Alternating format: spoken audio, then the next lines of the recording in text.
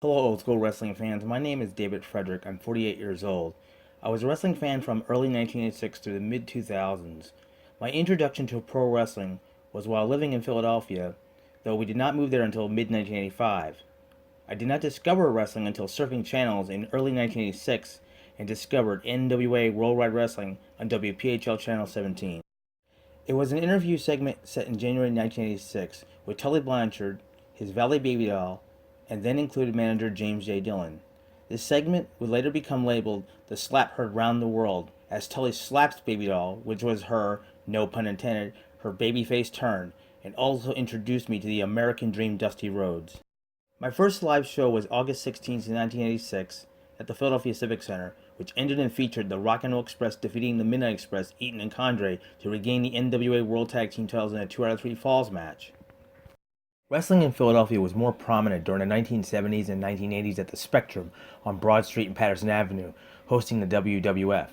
Although the Spectrum existed, there was the Philadelphia Arena at 4530 Market Street in West Philadelphia, which hosted the WWF, Worldwide Wrestling Federation, only months after the company's inception.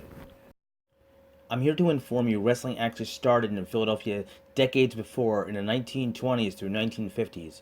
Besides the original arena in West Philadelphia, there were a few interesting venues that did host many historical and significant title changes involving the original World Heavyweight Championship that date back to 1908, but not occur until 1920s. Also, many legendary wrestlers that would be considered pioneers worked in Philadelphia, as well as really good-sized crowds. Actually, how I started this research goes back many years before imagining this project. Many of us old school fans would remember a VHS tape hosted by legendary dean of announcers from Florida, Gordon Solie, and then Pro Wrestling Illustrated magazine senior editor Bill Apter, entitled Pro Wrestling Illustrated Lords of the Ring, Superstars and Super Bouts. Among the many historical memories Gordon Solie would mention was, quote, in 1905, the first NWA World Heavyweight Champion Frank Gotch was crowned, end quote. Well, that is not entirely accurate. The actual fact is a wrestler named George the Russian Lion Hackenschmidt won several tournaments between 1901 through 1904, thus becoming World Heavyweight Wrestling Champion. Hackenschmidt would defeat American Heavyweight Champion Tom Jenkins to become recognized in North America, the first World Heavyweight Champion. Frank Gotch would defeat George Hackenschmidt for the World Heavyweight title in 1908.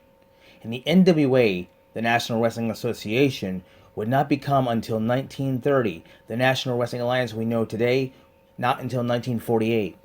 So apparently someone did not do enough homework for that video, or kept it too basic because there were many world champions being declared in the coming years.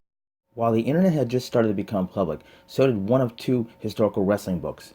First was Jason Campbell's Pro Wrestling History, covering supercards, otherwise known as pay-per-views.